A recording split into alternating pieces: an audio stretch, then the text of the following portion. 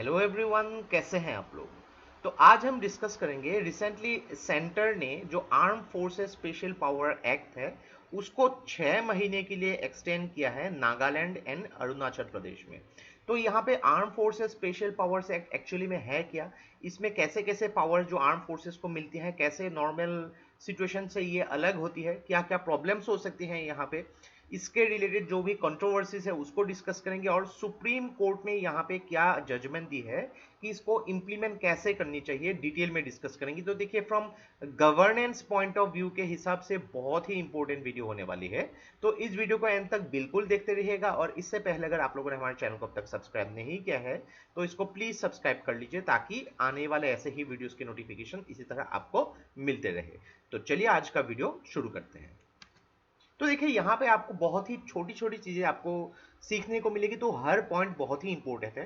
तो देखिए यहाँ पे जैसे कि हम लोगों ने कहा कि सेंटर ने arm forces special powers act, short form में हम जिसको AFSPA बोलते हैं, तो उसको अरुणाचल प्रदेश और नागालैंड, इन दोनों स्टेट्स में 6 महीने के लिए एक्सटेंड किया है। तो यहाँ पे सेंटर का मीनिंग है कि मिनिस्ट्री ऑफ होम अफेयर्स, यानी कि यहाँ पे ये सारे जो प्रोसेसिंग को डील करती है मिनिस्ट्री ऑफ होम अफेयर्स। तो देखिए, पहले जो इसको during the time after the independence, इसको जो एज ए ऑर्डिनेंस के हिसाब से उसको इंप्लीमेंट किया जाता था। किसी जगह पे अगर दिखा कि डिस्टरबेंस हो रही है तो वहां पे as a ordinance disturb area के हिसाब से घोषित किया जाता था। लेकिन बाद में क्या किया गया, 1948 में उसको एज ए एक्ट का रूप दिया गया है यहाँ पे। तो मेनली इसको जो है effectively north eastern states of India में इसको इंट्रोड्यूस किया गया था। तो उस टाइम में जो है पार्लियामेंट में 1958 में उस टाइम के जो होम मिनिस्टर थे गोविंद बल्लभ पंत जो है, इन्होंने एक्चुअली इसको एज ए इंट्रोड्यूस किया था। अब बाद में ये जाके एक एक्ट बनी। तो ये 1958 में जब ये एक्ट बनी थी, उस टाइम में उसका नाम था arm forces Assam and Manipur special power act 1958, और बाद में इसको जो है arm forces special power act नाम दिया गया।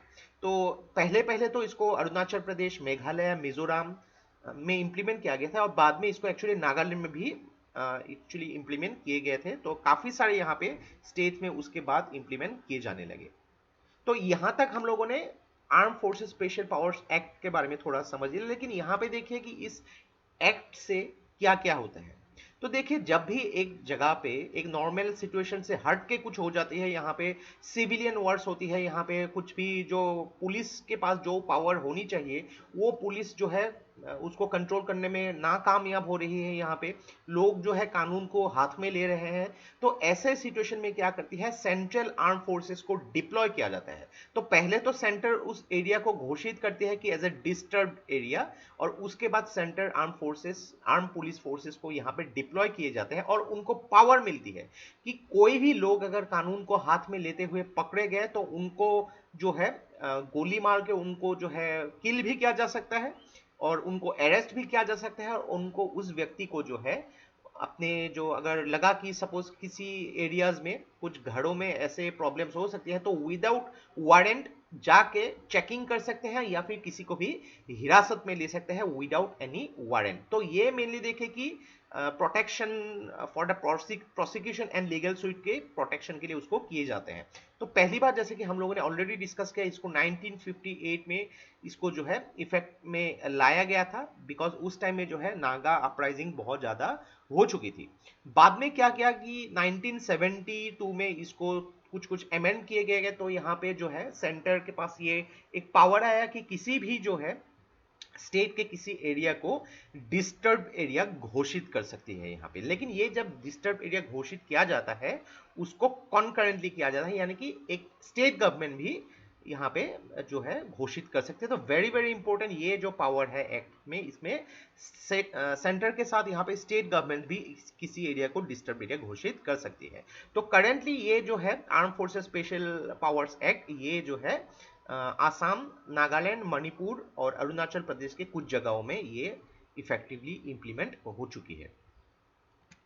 तो यहाँ पे काफी सारे कंट्रोवर्सीज होती है एक्चुअली। यहाँ पे अगर देखा जाए कि जैसे कि आप लोगों ने देखा, यहाँ पे आर्म फोर्सेस जो सेंट्रल आर्म फोर्सेस के पास पावर होती है, किसी व्यक्ति को यहाँ पे जो अगर सस्पेक्टिव लगे तो यहाँ पे उनको अगर कुछ एविडेंस भी मिले तो इमीडिएटली उनको अरेस्ट कर सकती हैं, किल कर सकती हैं। लेकिन यहाँ पे काफी सारे एलिगेशंस ऐसे भी हुए हैं कि फेक एनकाउंटर्स हुए हैं, यानी कि कोई व्यक्ति या फिर कुछ ग्रुप है यहाँ पे कुछ भी ऐसे प्रॉब्लम के साथ एसोसिएटेड नहीं है, लेकिन उनकी हत्या कर दी गई है। और यहाँ पे आर्म फोर्सेस जो है, यहाँ पे सिक्योरिटी फोर्सेस ने ह्यूमन राइट्स को वायलेट किया है, यानी कि कुछ कुछ लोगों की वजह से निर्दोष लोगों की भी हत्या हुई है यहाँ पे।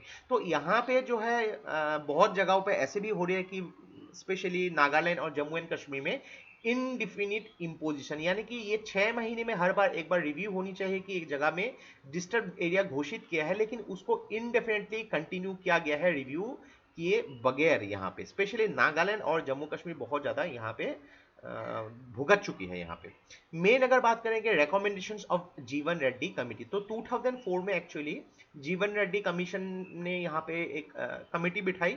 तो यहाँ पे arm forces special powers act यहाँ पे ये कहा था कि इसको रिपील करनी चाहिए और अनलॉफुल एक्टिविटीज प्रिवेंशन एक्ट 1967 के अंदर इसको इंक्लूड करनी चाहिए, और उसके हिसाब से जो है उसको यहाँ पे इंप्लीमेंट किया जा सकता है। यानी कि जीवन रेड्डी कमेटी ने भी arm forces special powers act को रिपील करने की बात की गई थी। देन नेक्स्ट जो है अगर सेकंड एआरसी कमीशन, तो fifth report of the second ARC report में भी यहाँ कहा था कि arm forces special powers act इसको रिपील करनी चाहिए। तो actually arm forces special powers act में भी काफी कंट्रोवर्सी दिखती है यहाँ पे। तो मेनली दो कमिटी ने यहाँ पे जो है उसको रिपील करने की बात की गई थी यहाँ पे। तो ये बात जो है काफी टाइम जो है उसको सुप्रीम कोर्ट में भी एक्चुअली पेटिशन फाइल की गई थी। तो सुप्रीम कोर्ट ने भी यहाँ पे काफी सारे अपने व्यूज दिए यहाँ पे। तो पहली बात है कि यहाँ पे suo motu declaration, suo motu declaration मतलब यहाँ पे देखिए कि सुप्रीम कोर्ट है या फिर हाई कोर्ट है, किसी ने भी सुप्रीम कोर्ट को यहाँ पे कंप्लेन नहीं की या फिर पेटिशन नहीं की, तो सुप्रीम कोर्ट फिर भी उस सिचुएशन को देख के खुद से उस सिचुएशन को हाथ में ले सकती है। लेकिन यहाँ पे देखिए कि सेंट्रल गवर्नमेंट ने यहाँ पे अगर ऐसे डिक्लेरेशन दी यहाँ पे, तो स्टेट गवर्नमेंट के साथ कंसल्ट करनी चाहिए। यानी कि मान लीजिए कि नागालैंड में, ये नागालैंड स्टेट है, उसमें काफी सारे पार्ट अगर यहाँ पे प्रॉब्लमेटिक है, तो इस एरिया को अगर डिस्टर्ब एरिया घोषित करनी चाहिए, तो सेंट्रल गवर्नमेंट को स्टेट गवर्नमेंट के साथ कंसल्टेशन करनी चाहिए। तो कंसल्टेशन के बाद ही ऐसे डिक्लेरेशन देनी चाहिए कि पर्टिकुलर एरिया ये डिस्टर्ब एरिया है और इसी जगह में जो है ऐसे फोर्सेस को अप्लाई किए जाने चाहिए। नेक्स्ट यहाँ पे बोला है कि ये जो है एक लिमिटेड ड्यूरेशन के लिए होनी चाहिए, ऐसा नहीं कि ये सालों साल चलते रहे। ये जो है पहले एटलीस्ट 6 महीने के लिए उसको इंप्लीमेंट करनी चाहिए और 6 महीने जाने के बाद उसको पीरियोडिकली रिव्यू करनी चाहिए। यानी कि ये जगह में जो इंप्लीमेंट हुए थे ये फोर्सेस, क्या उसके बाद 6 महीने के बाद सिचुएशन जो हालात है ये ठीक हुई है कि नहीं, तो उसको भी यहाँ पे एक्चुअली रिव्यू करनी चाहिए। और अगर रिव्यू करने के बाद भी अगर नतीजा ठीक नहीं होगा, फिर उसको कंटिन्यू करना किया जा सकता है। लेकिन यहाँ पे रिव्यू करना बहुत ही इंपॉर्टेंट है, और ये जो मैक्सिमम ड्यूरेशन 6 महीना होना चाहिए यहाँ पे। तो देखिए यहाँ पे arm forces special powers act के अंदर में जो पावर दिए जाते हैं, जो यहाँ पे जो आर्म फोर्सेस को, तो यहाँ पे जो भी ऑफिसर है उनको ये देखना चाहिए, जो भी ऑथोराइजिंग ऑफिसर है, अगर मान लीजिए कि उन्होंने कुछ यहाँ पे डिक्लेरेशन दिया कि कुछ पावर यानी कि अरेस्ट करना हो, यहाँ पे अगर कुछ स्ट्रिक्ट एक्शन लेने हैं, तो उनको मिनिमल फोर्स यूज करना चाहिए, ताकि जो भी लोग हैं गलत लोगों के साथ यहाँ पे निर्दोष लोगों की कुछ भी प्रॉब्लम ना हो। तो ये भी उनको देखना चाहिए। ऐसा नहीं है कि पावर हो गई और किसी को भी इंप्लीमेंट कर दिया, तो ये जो है एक कंट्रोल वे में इंप्लीमेंट करना चाहिए। तो ये था हम लोग का complete analysis regarding the arm forces special powers act. तो ये जो है स्पेशली अभी नागालैंड और अरुणाचल प्रदेश में 6 महीने के लिए फिर से एक्सटेंड की गई है। तो आशा करते हैं इस वीडियो से आपको बहुत कुछ चीजें सीखने को मिला होगा, और ये वीडियो अगर आप लोग को अच्छा लगे इसको प्लीज लाइक कीजिए, इसको सब्सक्राइब कीजिए, इसको शेयर कर दीजिए। तो आज के लिए बस इतना ही। देखते रहिए study rise. Take care, thank you and जय हिंद।